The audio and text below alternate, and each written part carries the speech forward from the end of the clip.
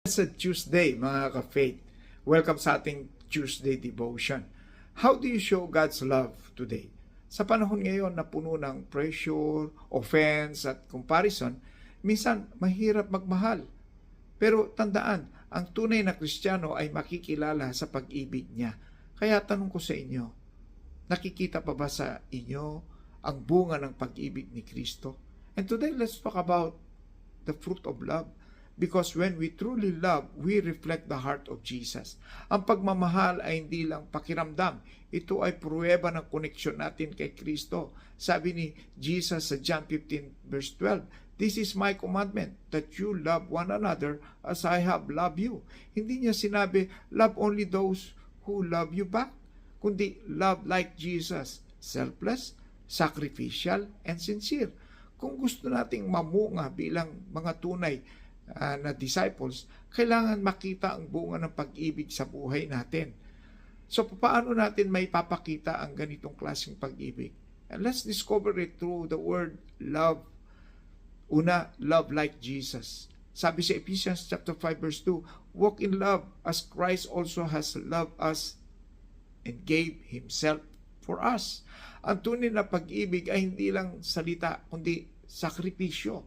Jesus showed His love not by saying, "I love you," but by giving His life for us. Parang kandila, habang nagbibigay liwanag, unti-unti siyang nauupos. Ganon din si Jesus. Binigay niya ang buhay niya sa pagmamahal niya sa atin para tayo ay maligtas. Mga ka-faith, love even when it hurts. Serve even when it's convenient. Send a message, pray for someone, or simply forgive. That's how we walk in love. And now, once we love like Jesus, the next step is to open our hearts in forgiveness. Overlook offenses. Colossians chapter 3 verse 13, "Bear with each other and forgive one another. Forgive as the Lord forgave you." Ang totoong pag-ibig ay marunong magpatawad. Hindi ibig sabihin na tama ang ginawa ng iba, pero pinili mong magpatawad kasi ayaw mong mabihag ng bitterness. Parang isang balde na tubig, na puno ng tubig. Kapag hindi mo pinakawalan, mabigat. Pero kapag ibinuhos mo, gumaan. Ganun ang forgiveness, nagpapalaya sa iba. Mga ka-faith, sino ang kailangan mong patawarin ngayon? Maybe it's a family member, a friend, or even yourself. Release them in prayer and let God heal your heart. When we learn to forgive, love grows deeper. And from forgiveness, next is value others deeply. Sabi sa Philippians chapter 2 verse 3 to 4, "In humility, value others above yourselves." Kapag may pag-ibig sa puso mo, marunong kang magbigay halaga sa iba.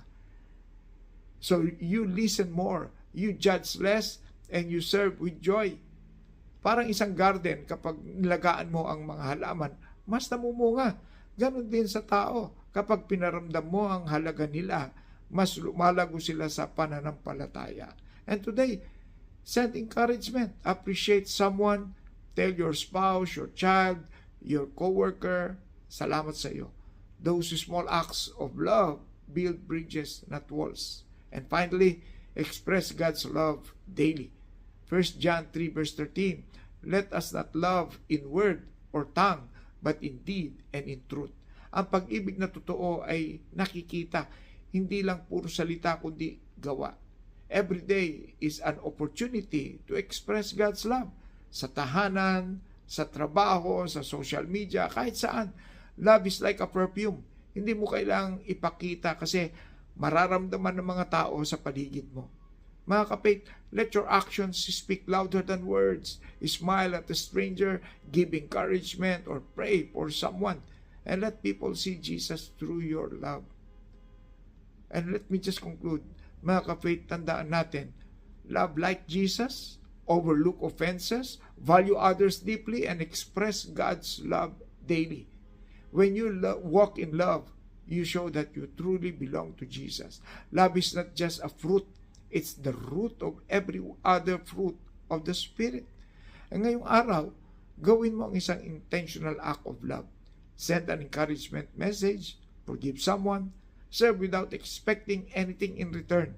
Let your love speak louder than your words, because that's how the world will see Jesus in you. Memory verse natin, John 13, verse 35. By this, all we know that you are my disciples if you love for one another. So ulitin natin, no? John 13:35. By this all will know that you are my disciples, and if you have love for one another. Amen. Hallelujah. So John 13:35. By this all will know that you are my disciples if you have love for one another. Kaya mga kapit, kung na-bless ka sa mensaheng ito, like, follow, and share para mas marami pang makarinig ng salita ng Diyos at maranasan ang pag-ibig ni Kristo.